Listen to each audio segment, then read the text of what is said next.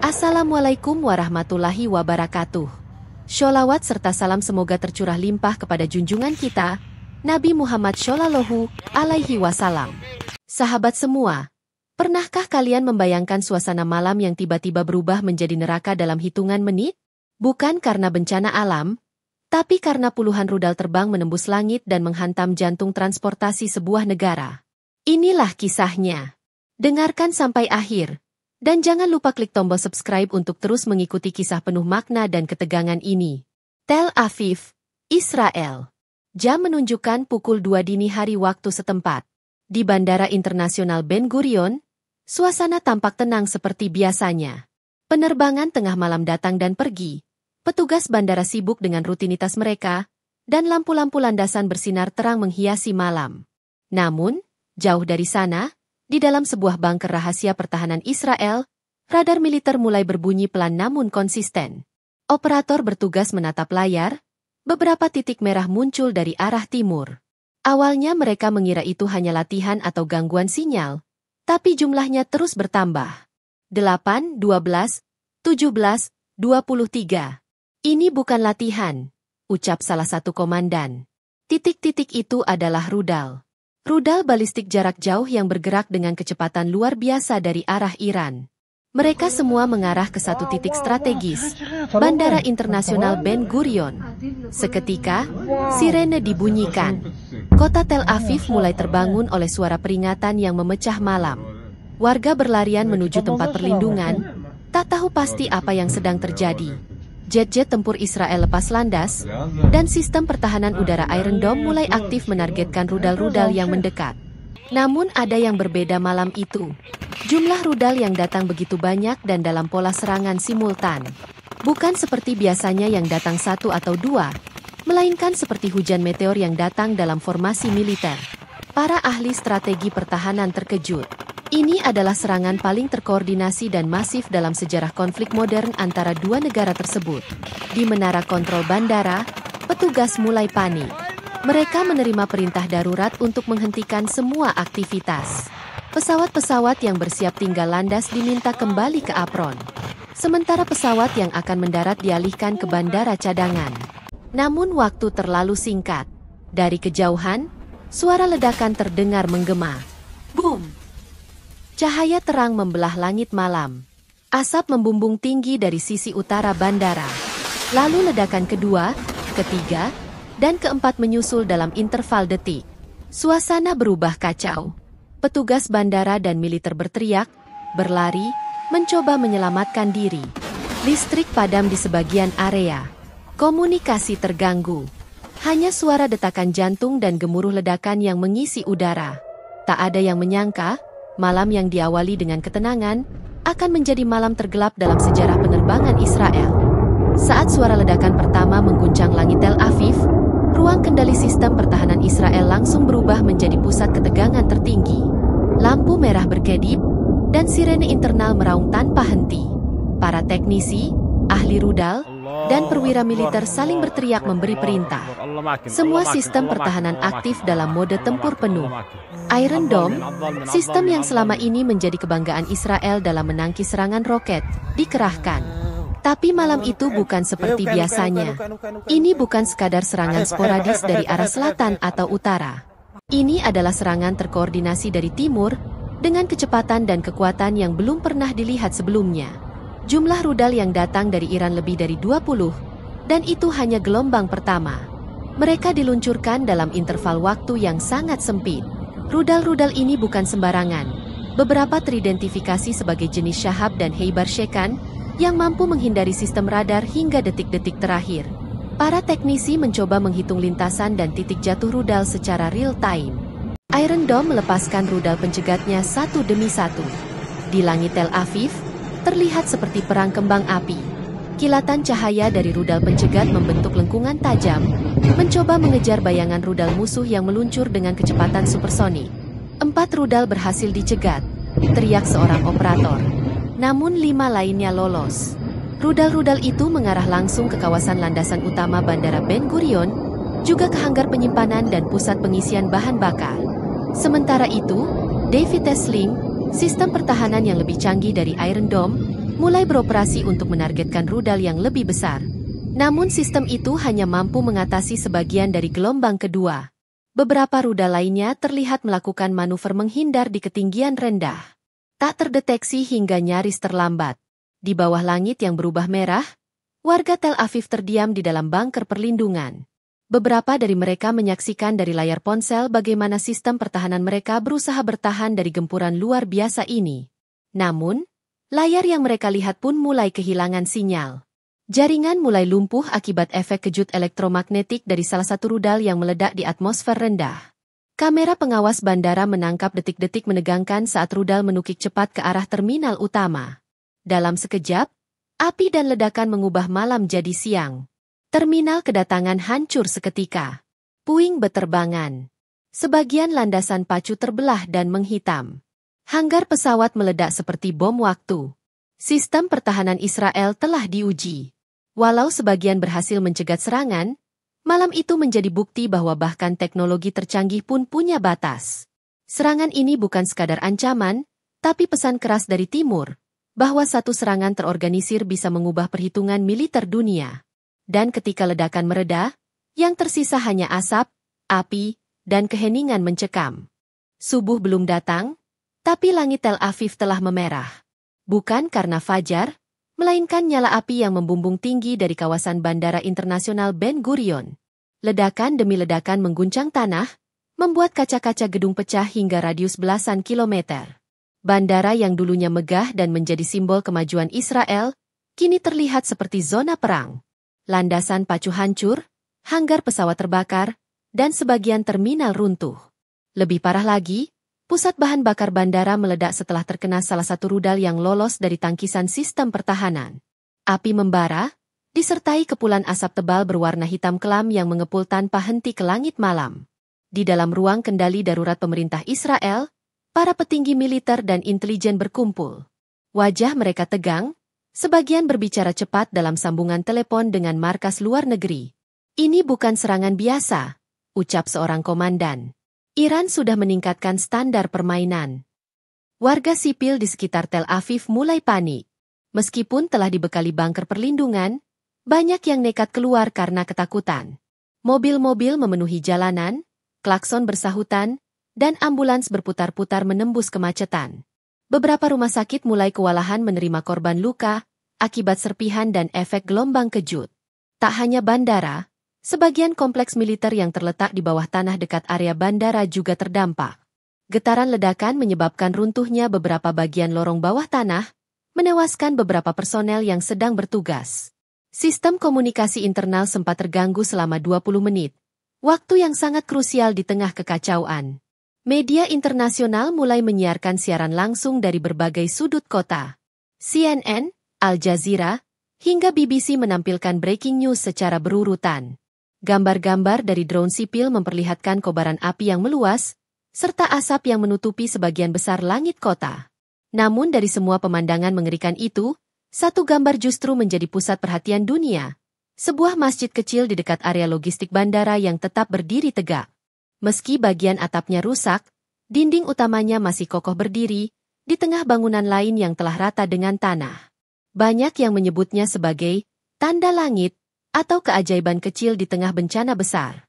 Pemerintah Israel menyatakan status darurat nasional. Semua jalur penerbangan internasional ditutup, dan operasi evakuasi besar-besaran dilakukan. Di saat yang sama, Iran secara resmi menyampaikan pernyataan lewat siaran televisi nasional mereka, menyebut bahwa serangan ini adalah bentuk respon balasan atas hancurnya beberapa fasilitas sipil dan akademik di Teheran beberapa minggu sebelumnya yang diduga kuat dilakukan oleh Mossad. Iran juga mengklaim bahwa mereka telah memperingatkan secara diplomatik namun tidak digubris. Maka, langkah militer dianggap sebagai pilihan terakhir. Sementara itu, di balik kobaran api, para petugas penyelamat mencoba mengevakuasi korban di area bandara. Teriakan, tangis, dan suara reruntuhan bergema. Satu petugas pemadam kebakaran berkata dengan napas terengah, "Saya belum pernah melihat ledakan sebesar ini seumur hidup saya." Malam itu, Tel Aviv tidak hanya kehilangan sebuah bandara. Ia kehilangan rasa aman, dan mungkin kehilangan keseimbangan di tengah geopolitik Timur Tengah yang terus membara. Di saat Tel Aviv masih bergulat dengan kobaran api dan puing-puing kehancuran, dunia pun ikut terkejut. Serangan terhadap Bandara Internasional Ben Gurion bukanlah peristiwa biasa. Itu adalah titik balik dalam konflik panjang antara dua negara kuat di Timur Tengah. Dalam waktu kurang dari 1 jam, berita tentang ledakan besar dan kehancuran bandara menyebar ke seluruh penjuru dunia. Gedung Putih segera mengadakan pertemuan darurat. Presiden Amerika Serikat memanggil seluruh penasihat keamanan nasional, sementara Pentagon mengaktifkan status siaga untuk seluruh pasukan di kawasan Timur Tengah. Inggris, Prancis, dan Jerman memanggil duta besar masing-masing dari Iran dan Israel untuk dimintai klarifikasi. Di markas besar PBB di New York, Dewan Keamanan segera menggelar sidang darurat. Negara-negara anggota tetap, Amerika Serikat, Rusia, Tiongkok, Inggris, dan Prancis, duduk bersama di ruang yang selama ini sering dipenuhi diplomasi dingin. Namun malam itu, suasananya jauh berbeda. Sekretaris Jenderal PBB tampil di podium dengan wajah serius. Ia menyerukan penahanan diri dan segera melakukan investigasi atas serangan besar ini. Dunia berada di titik kritis. Kita tidak bisa membiarkan peristiwa ini berkembang menjadi perang global, ucapnya. Namun respons dunia tidak seragam. Rusia menyatakan bahwa Iran punya hak untuk membela diri atas serangan-serangan sebelumnya yang menghantam wilayahnya. Sementara Amerika Serikat mengecam keras serangan ke bandara sipil dan menyebutnya sebagai aksi militer yang membahayakan keselamatan internasional. Dari sisi lain dunia, masyarakat sipil turut menunjukkan reaksi. Di berbagai negara, unjuk rasa damai digelar. Beberapa kelompok menyerukan perdamaian, sementara yang lain mengecam keras eskalasi konflik yang bisa mengarah pada perang skala besar. Media sosial dipenuhi beragam pendapat. Hashtag seperti Pray for Tel Aviv, Stop the War, dan Ben Gurion Attack menjadi trending global. Di antara unggahan itu, video viral tentang masjid kecil yang tetap berdiri di dekat bandara memancing diskusi hangat di berbagai platform. Banyak yang menafsirkan peristiwa tersebut sebagai pengingat untuk kembali pada nilai kemanusiaan dan keimanan, di tengah hiruk-pikuk konflik senjata. Di Timur Tengah sendiri, negara-negara seperti Turki, Qatar, dan Uni Emirat Arab menyuarakan keprihatinan. Beberapa mendesak agar Iran dan Israel segera menahan diri dan kembali ke meja diplomasi. Namun sebagian lainnya memilih diam, menimbang posisi geopolitik mereka masing-masing. Iran dalam pernyataan resminya menyebut bahwa serangan tersebut adalah peringatan terakhir, dan bahwa mereka tidak bermaksud menyerang warga sipil. Target mereka, menurut juru bicara militer Iran, adalah infrastruktur militer terselubung yang digunakan oleh Israel di area bandara. Israel, di sisi lain, menilai bahwa alasan itu tidak bisa diterima. Menteri Pertahanan mereka menyebutkan bahwa setiap serangan terhadap fasilitas transportasi publik adalah kejahatan perang. Pemerintah Israel pun mulai menyusun rencana balasan, namun kali ini lebih terstruktur dan melibatkan koalisi dari sekutu-sekutunya. Dunia saat ini berada dalam situasi yang rapuh. Banyak yang berharap ini adalah puncak dari eskalasi, bukan awal dari kehancuran yang lebih besar. Tapi dari layar-layar televisi dan ponsel di seluruh penjuru dunia, satu hal jelas terlihat. Malam itu dunia menyadari bahwa kedamaian adalah hal paling langka di zaman modern. Dan dalam heningnya malam yang masih diselimuti asap, pertanyaan terbesar bergema di benak semua orang. Apa yang akan terjadi setelah ini? Pagi hari setelah serangan itu, Tel Aviv tampak seperti kota yang kehilangan jiwa. Jalanan yang biasanya padat berubah sepi, ditinggalkan oleh kendaraan-kendaraan yang terbakar dan gedung-gedung yang retak. Bandara Internasional Ben Gurion, simbol mobilitas dan konektivitas Israel, kini tinggal puing dan bara. Serangan yang begitu presisi dari Iran meninggalkan jejak kehancuran yang tak hanya fisik, tapi juga psikologis. Di ruang kontrol krisis pemerintah Israel, suasana tegang. Para jenderal senior, pemimpin intelijen, dan pejabat tinggi negara belum beranjak dari kursi mereka sejak malam sebelumnya. Peta serangan terpampang di layar besar, dan rincian kerusakan terus diperbarui. Terminal utama bandara hancur total. Hanggar pesawat terbakar habis. Sistem navigasi udara lumpuh. Puluhan korban jiwa dan ratusan luka-luka. Lebih dari itu, psikologi warga Israel terguncang. Bukan karena serangan pertama, tapi karena sistem pertahanan tercanggih yang mereka banggakan ternyata bisa ditembus. Rasa aman yang dulu dijanjikan oleh Iron Dome dan David Esling kini mulai dipertanyakan. Seluruh penerbangan ke dan dari Israel dibatalkan. Bandara alternatif di Eilat dan Haifa tak sanggup menampung lonjakan penerbangan dan logistik. Warga asing mulai dievakuasi oleh negara masing-masing. Ekonomi pun terguncang. Saham-saham perusahaan penerbangan dan pariwisata anjlok. Investor asing menarik dana mereka secara besar-besaran. Di media sosial, warga menulis dengan emosi campur aduk. Ada yang menyerukan balas dendam. Ada pula yang mulai bertanya, apakah ini saatnya Israel mengubah pendekatannya? Suara-suara itu, yang sebelumnya tenggelam oleh dominasi militer, kini mulai terdengar di tengah kepanikan kolektif. Yang paling menarik perhatian adalah bangunan kecil yang masih berdiri kokoh tak jauh dari reruntuhan terminal bandara, sebuah masjid bandara. Meski terkena serpihan ledakan dan atapnya rusak, bangunan itu tidak runtuh. Bahkan Al-Quran di dalamnya masih utuh di atas rak. Foto dan video dari tempat itu viral ke seluruh dunia. Banyak yang menganggapnya sebagai tanda, entah dari langit, entah dari nurani manusia yang mulai tergugah.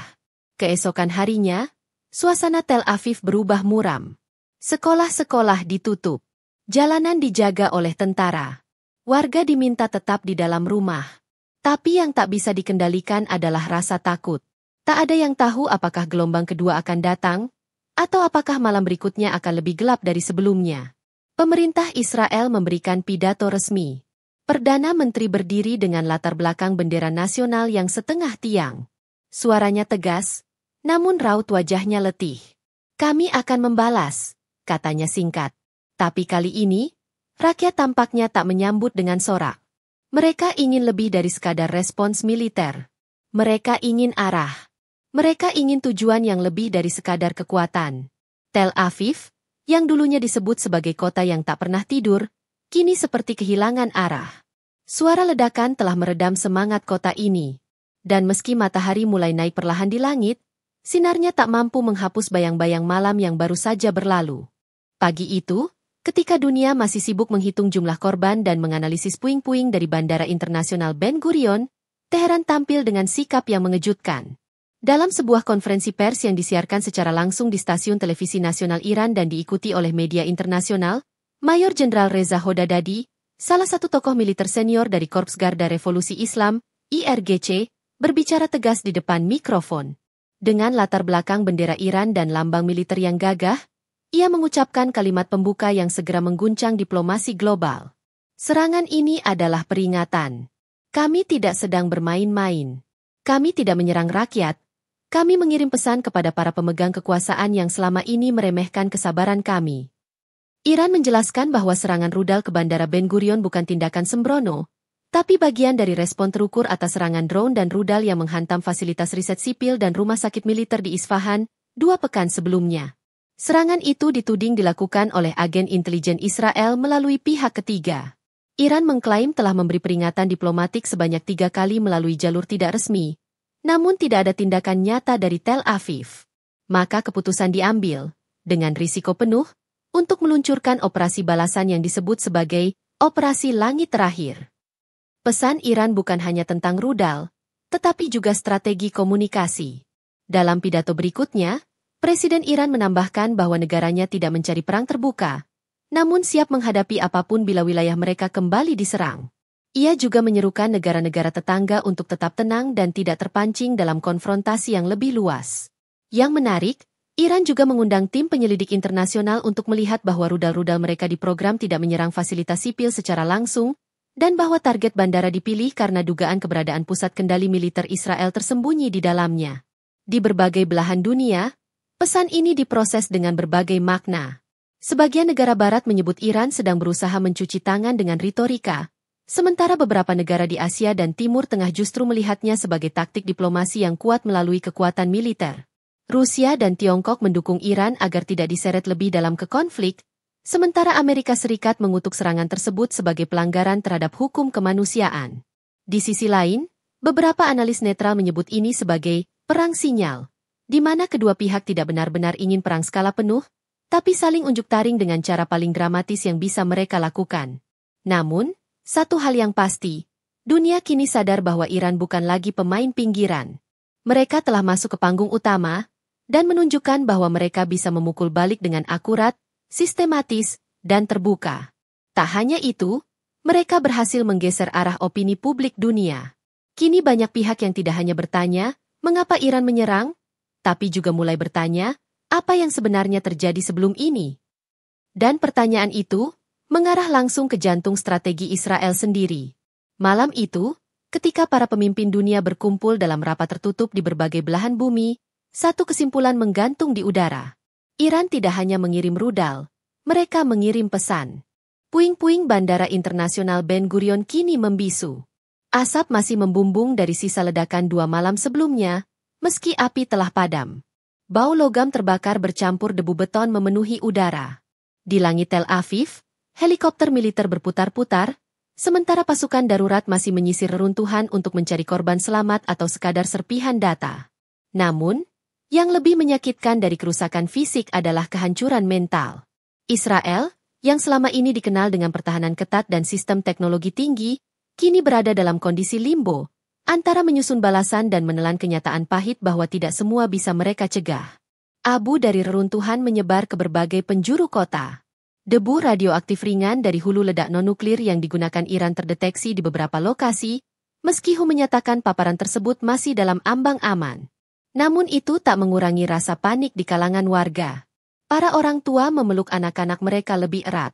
Pasien-pasien di rumah sakit dipindahkan ke ruang darurat bawah tanah. Sekolah-sekolah ditutup tanpa batas waktu. Kota Tel Aviv yang biasa bising kini hanya terdengar suara sirine dan pengeras suara militer. Namun, di tengah kehancuran itu, sebuah ironi berdiri kokoh. Masjid kecil di sisi barat kompleks bandara, tempat para pekerja bandara biasa menunaikan salat. Meski dindingnya penuh retakan, dan atapnya sebagian bolong, bangunan itu tetap berdiri tegak.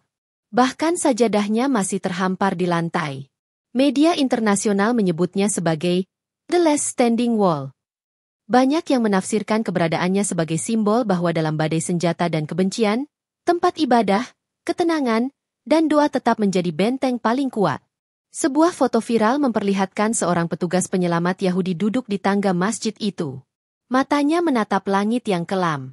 Di tangannya, bukan senjata, tetapi air mineral dan segenggam debu dari reruntuhan. Simbol paling sunyi dari pertanyaan yang menggema dalam hati banyak orang, bagaimana ini semua bisa sampai sejauh ini? Di berbagai belahan dunia, respons mulai bergeser dari kemarahan menjadi keheningan dan perenungan. Media mulai membongkar kembali serangkaian peristiwa yang memicu eskalasi. Dari pembunuhan ilmuwan, serangan drone, sabotase jaringan listrik, hingga proxy war yang terjadi diam-diam. Dunia mulai menyadari bahwa konflik ini bukan tentang dua negara semata, melainkan tentang rentetan ego dan ketidakmampuan untuk saling bicara. Dewan Keamanan PBB kembali bersidang. Kali ini lebih hening. Tidak ada saling tunjuk. Semua tampak kelelahan. Sebuah usulan gencatan senjata total dibacakan oleh Sekjen PBB. Iran dan Israel diminta duduk bersama dalam pertemuan tertutup di Jenewa. Sementara itu, rakyat biasa di kedua negara saling mengirim pesan di media sosial.